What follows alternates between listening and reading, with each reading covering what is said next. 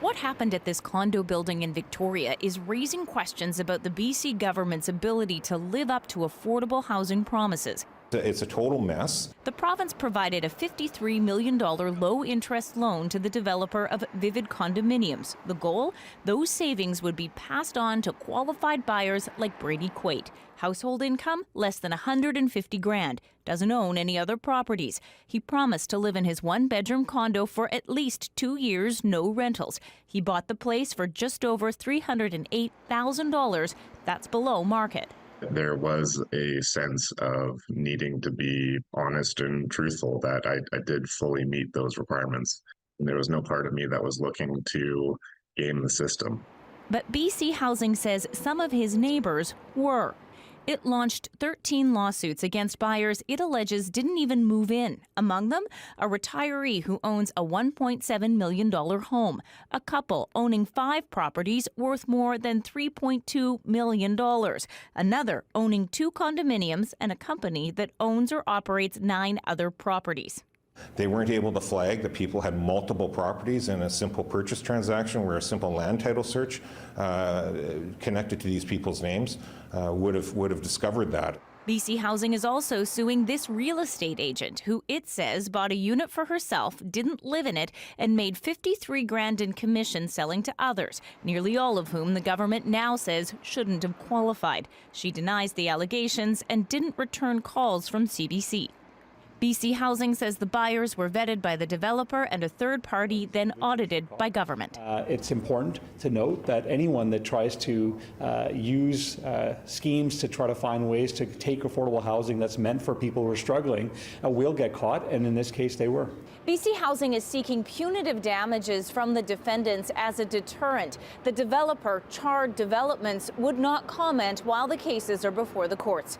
Lindsay Duncombe, CBC News, Vancouver. Our Jason Proctor broke this story and he joins us. Jason, how did this happen?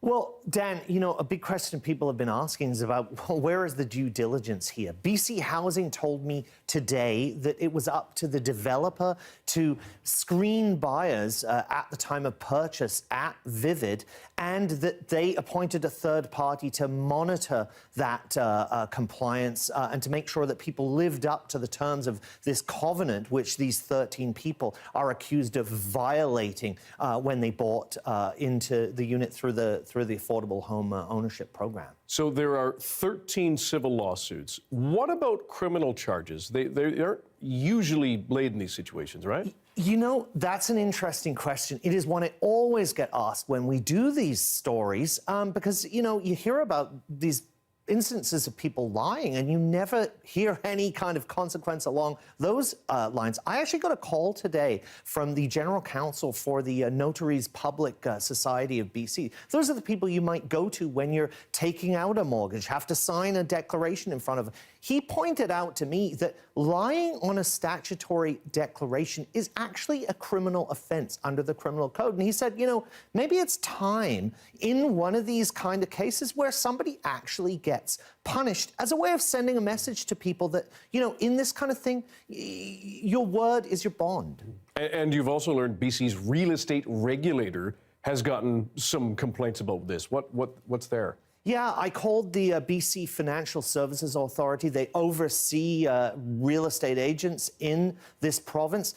They told me that they are now aware of allegations against a real estate agent here who was sued. She allegedly got $53,000 in commissions associated with the sale of many of the purchases which we've seen in these lawsuits. And they told me that they're going to basically look and see whether or not there are any potential violations of the Real Estate Act here.